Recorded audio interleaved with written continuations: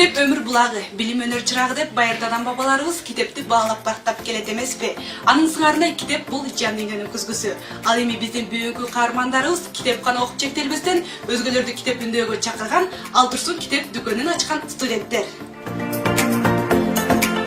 Учурда Ишеналы Арабаев атындагы жогорку окуу жайында билим алып жаткан жаш ишкерлер Нышанбай менен Нурайдын китепке суусап турган окурмандар үчүн китеп дүкөнүн ачканына жарым жылга таяп калды.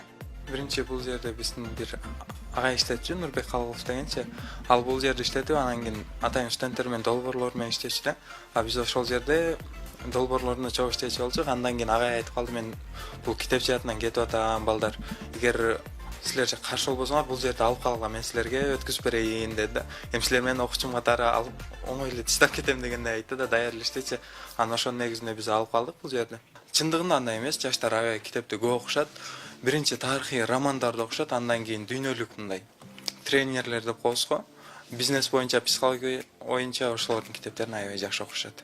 Баштаган ишинин өтөбөсүнө чыгууда алдыдагы тоскоолдуктарга карабай уланта берген каармандар алгачында каражат жагынан жакындарынан жардам алса, бүгүнкү күндө дүкөндүн кардарлары арбып, бир айда биргеликте тапкан кирешенин суммасы 120 000 сомго чейин жеткен. Китептен деле акча чыгарса болот экенин, китептен деле мындай жан бакса болот экенин көрдүк.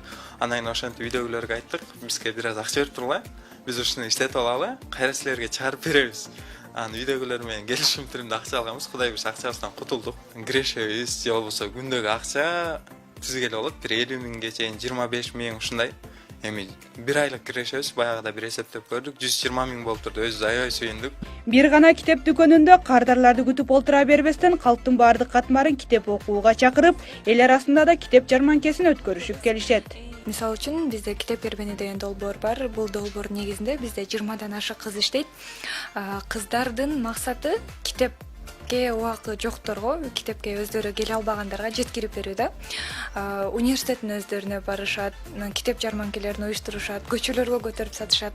Анан азыр базарда отургандар жөн эле отуруп атышпайбы? Анан ошолордун убактысын текке кетирип эле базарга чейин, ош базарды кыдырышат, дордойду кыдырышат, алып барып сатышат. Эң жөнөкөй эле биздин кароолчулар, ошол кароолчулар дагы башында отурганда аталып окуп көрбөйсүзбү, могу китеп аябай сонун экен деп окуганда башында көңүл бөлүчү эмес, азыр өздөрү келип калышты. Чыңгыз Айтматовдун 10 томун угуп калып, анан ошол китепти издеп жүргөнбүз.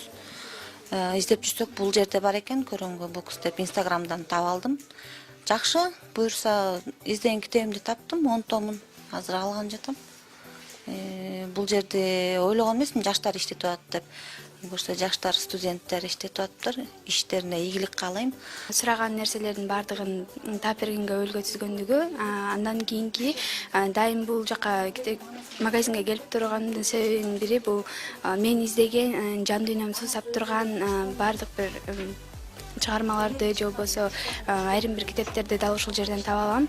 Алдыдагы максатын кенен койгон жаш ишкерлер болочокто китеп дүкөнүн болуп көрбөгөндөй кеңейтип, китеп сүйүүчүлөр үчүн көөдөнүндө көксөп жүргөн каалаган китебин табууга мүмкүнчүлүк түзүп берүү.